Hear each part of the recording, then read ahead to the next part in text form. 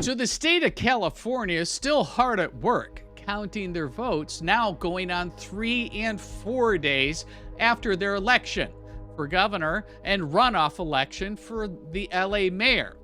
When is this madness going to end? And what's taking California so long? A national vote counting disgrace. That's the focus of tonight's angle.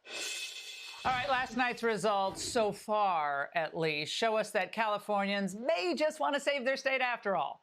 If the vote counting fiasco Democrats put in place lets them, that is.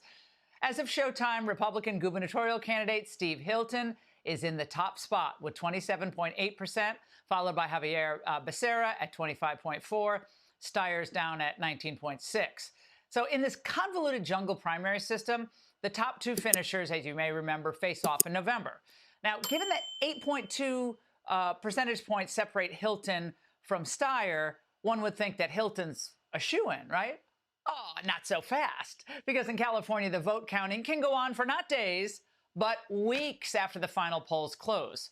The California Secretary... So I'm going to pause it for a second. So think about this. Why does California take so long to count the vote? Why does California, in something just as basic as trying to establish a runoff election going into midterms, why does it take weeks? We have countries, the country of India, the largest population that is democratic, at least in this world. In one day, they counted hundreds of millions of votes in India. But California is going to take weeks. My question to you in the comments before we progress with this is, why does it take them so long?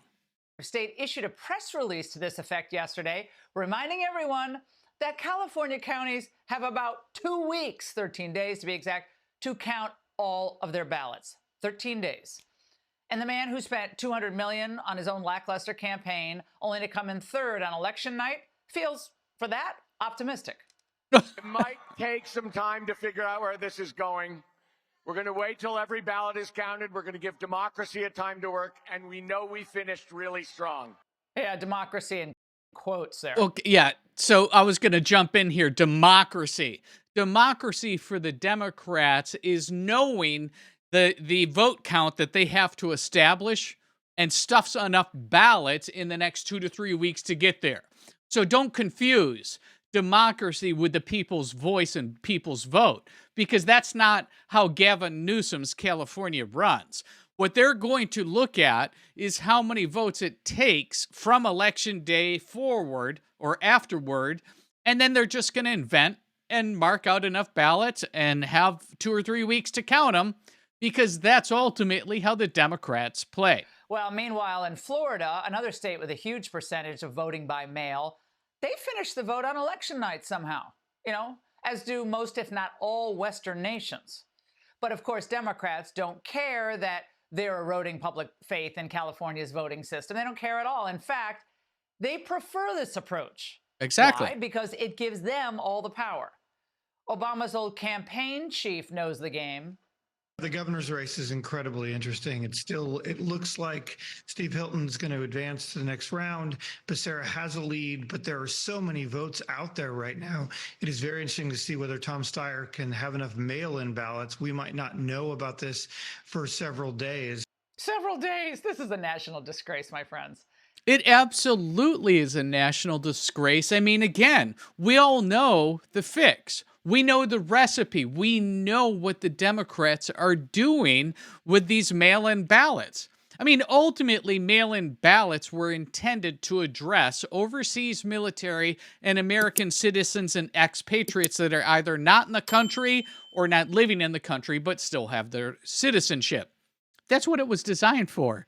But now we have just anybody, right? Anybody, and sometimes hundreds of people at one address that can get a mail-in ballot and vote in California. So the fix is in. And this is the Democrats' version of democracy. Oh, forget that. It's an international disgrace. The voters deserve to know who the winner or winners are by midnight on election night. Or exactly. At least within 24 hours. Come on. But still, 20 hours after the polls closed in California, we still don't have a clear top two in the mayoral race. Pratt seems like he's a solid number 2. The final piece of the puzzle that we won't know tonight, right, is the late arriving vote by mail. Talking about probably like a third of the vote in Los Angeles. Unreal. We're probably not going to be getting until tomorrow and maybe days to come after tomorrow. The mail can still come in after Election Day. And there's So I'm going to pause it here because you can see 86,000 votes by Spencer Pratt, 117 for Karen Bass. So again, the top 2 advance. Now this extreme progressive candidate, Nithya Ramen, she has 61,000 at the moment. She needs to cover a 19,000 gap. But we know the push. The push of every single vote that's counted at this point, Spencer Pratt, is not going to work into your favor. It's going to favor Democrats because that's democracy. And that's how democracy and the people's vote works in the People's Republic of California. indications, and there's certainly a ton of precedent here, that late arriving vote by mail is going to be significantly more Democratic friendly. They're not even trying to hide it. Meaning that would be good news for Bass. Right. That would be good news for Ramen. Yeah, so Nithya Ramen would be good news for her, right? Good news for her. She's the far left socialist. Exactly. She could then magically jump 8 points to the number 2 position and leave what? Spencer Pratt pounding sand? Mm-hmm. Well, cynical Republicans That's feel their that plan. Democrats in charge will always somehow find the votes they need. Remember, they just need to be postmarked on Election Day to be counted, as long as they're received within the state, by the state, within 7 days. It is Unreal. insane. But it's just Unreal. the way the Democrats want it. Now, for his part, Spencer Pratt is continuing to campaign as if he will face Bass in November on Election Day. Remember, he promised common sense leadership. I got in this because as a citizen, I felt like my city failed myself, my neighbors, my family. And when I got on this mission now, I look around and the city's failing most of Los Angeles. There's people that just... So again, this is, if you don't know the story of Spencer Pratt, he's not a MAGA guy. He's actually fairly independent. He looks really conservative compared to Karen Bass. But the point is that he's not running as a Republican on a MAGA ticket. He's running on common sense, and he's upset at what happened within LA, specifically Pacific Palisades, where he lived because his house burnt down because of all of the environmental Green New Deal bills that Gavin Newsom jammed through California, ultimately because of Karen Bass's lack of skill and knowledge and ability as a mayor to organize first responders and allowing basically all of Los Angeles to burn to the ground. So Ron DeSantis, right, the Florida governor, Republican, he weighed in and just asked this, and it's a fair question. Can somebody explain to me why it takes California weeks to count election results when Florida can do it in a few hours? That's my question to you.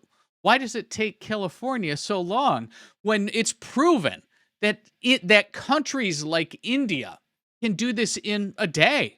We have third world countries in South America that can do it in a day. We have states like Ron DeSantis' Florida that can do it in an evening.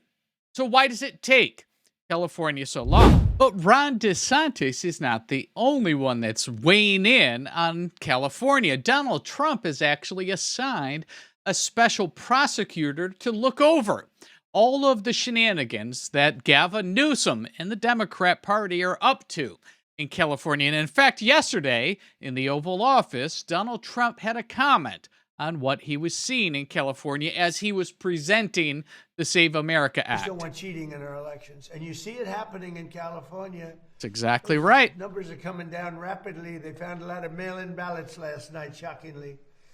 So we don't want that. So we don't want that. But the question is, who does? Well, I think I have the answer. So this is a little answer by Governor Gavin Newsom that explains exactly what the plan is if this goes off the rails with the mayoral race in Los Angeles with Spencer Pratt and with Steve Hilton, right, leading the gubernatorial race. Well, listen to what he had to say.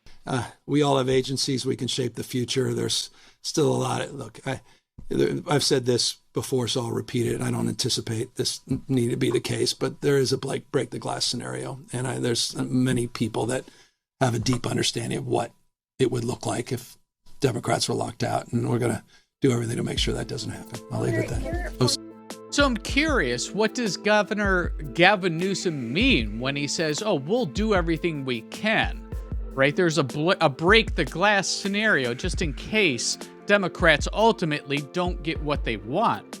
What they should want is a free, fair, and fast election.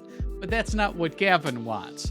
That's not what he wants in the governor's race, and that's not what we're seeing with Spencer Pratt, who's just a normal citizen that has had enough and wanted to do his part. So you wonder why good people don't run? Just look at Spencer Pratt and everything that he's had to go through to try to fight the Democrat machine. So here's the question for you in the comments. What does Gavin Newsom mean when he says we have a break the glass scenario? I'm curious. And second question for you in the comments is what takes them so long? What are we to expect? What's going to happen in the LA race? Is Spencer Pratt even going to make it to the runoff? Is Steve Hilton going to make it to the midterm election, right? Because ultimately, with 50% of the mail-in ballots still outstanding, anything can happen. Let me know what you think in the comments down below. If you've yet to subscribe to the Chris Lock Show, please do so. We'd love to have you along for the ride. And be sure you hit this like button so that we can get this video out to as many Patriots as possible. We'll see you in the next video. Be sure to like and subscribe to the Chris Lock Show for the latest America First news, conservative commentary, and the stories that mainstream media refuses to cover. These two videos right up here, they're going to be next. Pick your favorite. I'll see you over there.